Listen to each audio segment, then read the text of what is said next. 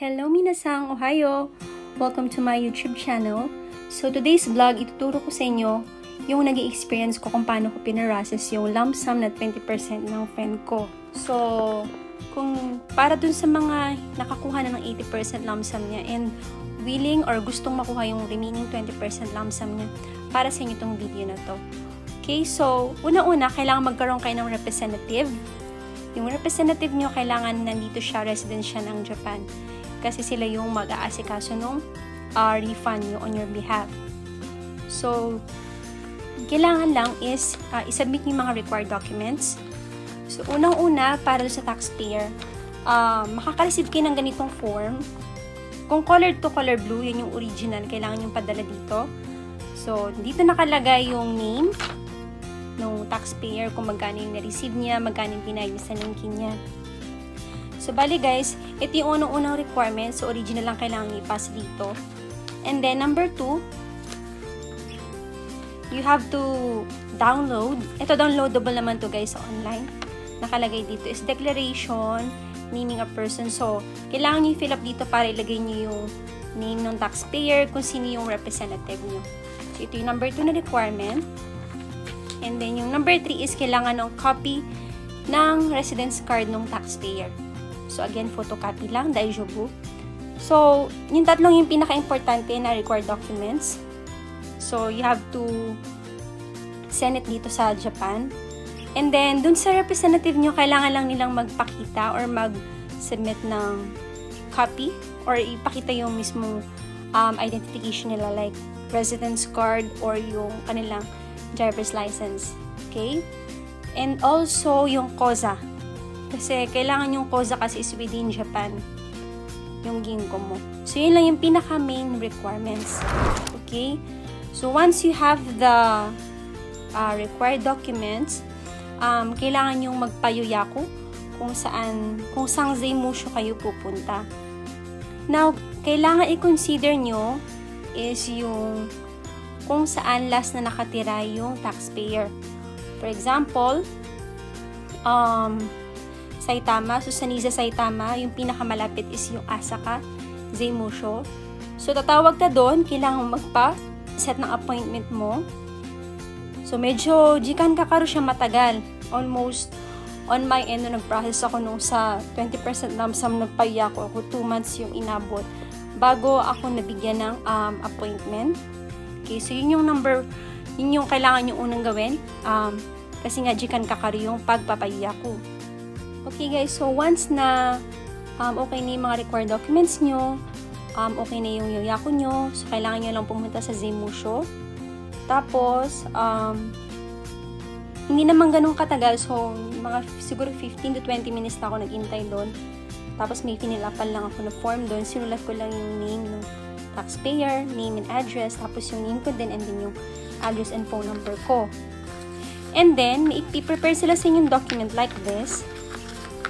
So, makikita nyo dyan kung magkano yung marireceive na remaining na 20% lump sum ng taxpayer. Tapos, dito sa baba, dito ipapalagay sa inyo yung KOZA number nyo, yung ginko number nyo. Okay? Kasi dun nga ipapasok yung pera. Actually, mabilis lang siya. Kung sabi kasi nung nag-process ako, within this month, makukuha na din siya. So, bali, ang matagal lang talaga is yung sa yoyaku. So, I suggest kung gusto nyo, kasi mabilis lang namang magpa-request ng letters or ng document from Philippines to Japan, hindi naman inaabot ng buwan. Yung sa akin, parang 1 week lang dumating na yung paper ng friend ko. Pwede muna kayong magpayuyako as long as alam nyo na kung saang Zeimusho kayo pupunta. Okay? And then guys, once na ma-receive nyo na yung pera, yung sa 20% lump sum ng taxpayer, ito, wag niyong kakalimutan gawin. Kailangan na mag-submit kayo ng tinatawag na kainin todoke. Yung kainin todoke na yon, actually sinasabi rin naman to dun eh. So, humingi kayo ng form. Ganito yung itsura niya, guys. Ayan. Ganito po yung itsura niya. Ayan.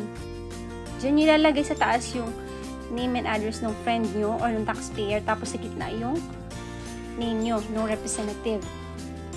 Bakit kailangan nyo itong gawin? Kasi pag hindi nyo ito ginawa, zuto, kayo na yung magiging representative, no? Taxpayer. So, para maiwasan yun, like for example, in the near future, babalik siya ng Japan. So, para hindi magka-problema, kailangan yung gawin to para ma-remove kayo as the representative once na pa-process nyo na yung lump sum niya. Okay? And then, pwede mo namang itong isubmit. Once you fill up the form, isubmit nyo na lang via sa GP, sa post office para hindi nyo na kailangan bumalik sa ZMotion. So, yun lang yung pinaka-importante din na kailangan nyo gawin once na ma-process nyo yung 20% na lump sum.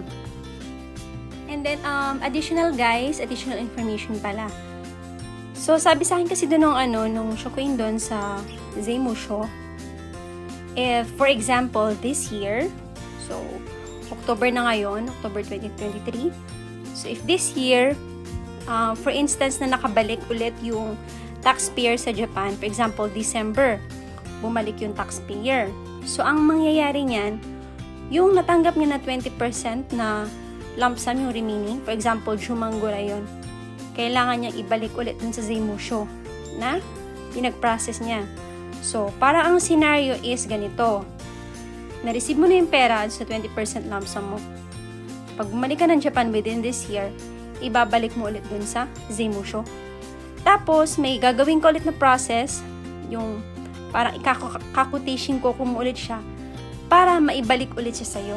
So, technically, babalik pa rin naman sa'yo, kaya lang, medyo mendoksay kasi you have to redo ulit the process. Parang ganun yung mangyayari.